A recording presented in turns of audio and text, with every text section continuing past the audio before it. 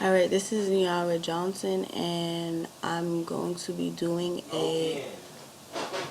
I'm going to be doing an analysis on When You See Millions of the Mouthless Dead by Charles Sorley. So obviously this is a English sonnet. This is Shakespeare's sonnet. It has a rhyme scheme of A, B, A, B, B, A, B, A, D, E, D, E, D, and E.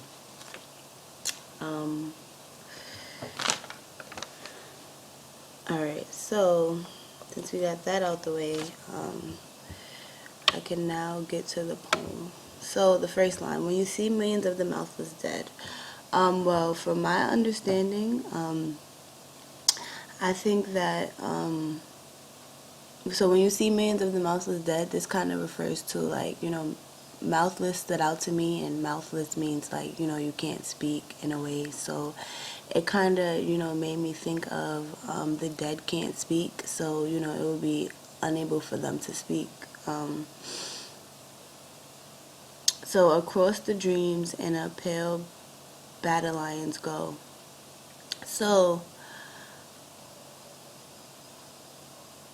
when I looked up battle lions, because I didn't know what the word meant, when I looked up battle lions, well, first off, when I read this, I kind of thought of pale, and I know, like, dead bodies are pale, so that's what he might be referring to when he says pale. But battle lions is just basically a large group of troops that are going to battle. So it's kind of like across your dreams in a pale battle lions go. So it's kind of like, I guess, in a way, like, dead bodies that, all the dead bodies that, all the troops, the dead bodies that are troops that went away to war, in a way. Okay, so the third line, say not soft things as other men have said. Um, this means to me, like, from my understanding, it's basically saying, like, do not mourn. Like, do not mourn for them, in a way, do not mourn for the dead. And the third line, that you remember for need not so. Um, it's kind of like, you'll remember them, but they won't. So it's kind of like, no need for it in a way. Alright, this line, give them not praise for death, how should they know? It sounds like,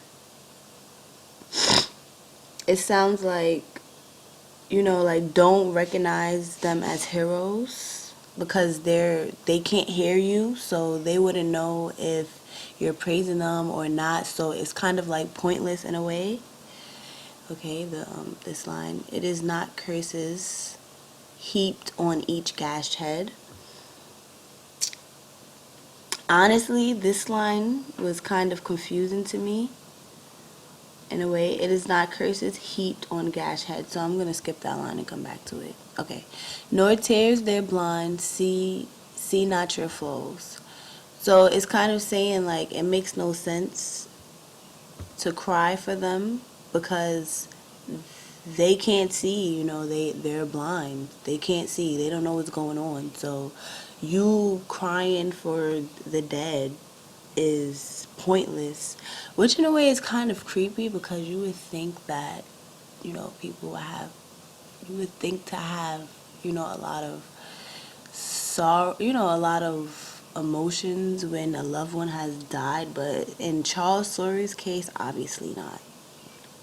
Okay, not honor, it's easy to not, nor honor, it is easy to be dead.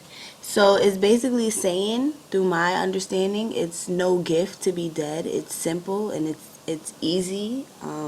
He's basically like not viewing death as a big deal. Like he's basically just like, okay, like, death, whoop-de-doo. Everybody has to face it, at some point of time. Okay, so the next line, say only this, they are dead, then add thereto. Um, so again, he's just basically saying like there's no big deal about death because it happens, every day. It's an everyday life tragic event that happens to a lot of people constantly. Everyone dies every day, basically. Yet many a better one has died before. Again, he's reflecting on the fact that everybody has died. Everybody will die and everybody is going to die one day, like, you know. So, um, also he may be saying that, there has been many great figures that has died, like, in the history, that has been honored in a way, which is pointless, kind of to what he's referring to in this section up here. Then scanning all the overcrowded mass, should you? So, honestly, this was kind of confusing to me because I kept looking up overcrowded, and I don't know. I was looking up overcrowded, and it's like kind of like he made up his a new word in a way. So I just kind of took this word and like kind of like substituted it, like crowded. Like I kind of used some, I guess you can say, content clues or whatever. So I kind of like just took the word crowded out of this. So I would say that this means that he's probably talking in his point of view, like scanning the crowd, like through his experience, because he was a World War I poet. So this whole poem is kind of like in a way reflecting to war, reflecting his experience. So he's like speaking for him and also speaking for others when he reflects, when he says like you, when he refers to stuff like you and stuff like that. But anyway, so then scanning all the crowded mass. So that can kind of be like he's looking and scanning all the dead bodies that he's seen because he's actually experienced this. Should you perceive one, should you perceive, should you perceive the face you love, should you perceive one face that you loved their hair too for.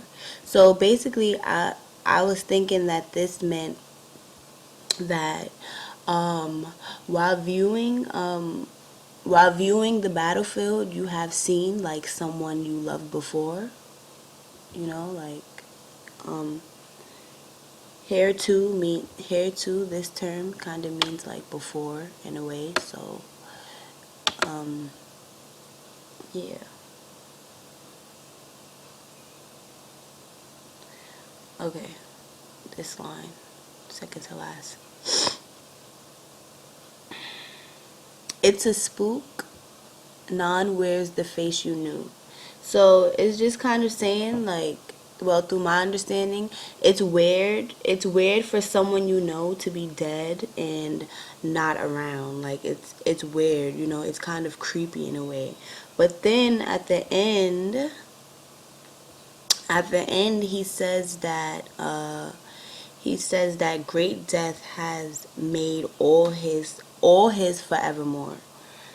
So he's basically just saying that recognizing morality and recognizing our death, it makes us human. It makes us who we are. So we really can't run from this situation. So through my interpretation of this poem, he's basically saying that death is gonna happen at the end of the day, and it makes no sense for us to mourn over it, over the dead, or like praise the dead, or like, you know, claim them as a hero, because they can't hear us, nor can they see us, nor and they probably wouldn't even care, to be honest. I mean, they probably would, because, you know, it's the loved ones, but what can they really do about it, because they're dead? Like, I know that sounded really harsh, but I know that sounded really harsh, but I mean, it's true. I mean, I don't fully agree with this poem on the fact, just because I think that, you know, it's natural for people to be emotional and be, you know, like very, you know, be down when their family members has died in war. Like, that's crazy. But at the end of the day, in a way, Surly is kind of right. And you can also see like the conflict that kind of changed in a way, like in this section here, and the quatrain, and the quatrain. But yeah, this poem was kind of confusing. That's why it took me like really long to like really do this. But I'm really starting to understand it through other people's views, reading through other people's critics and through other people's interpretations. This is my poem analysis, and we're done here.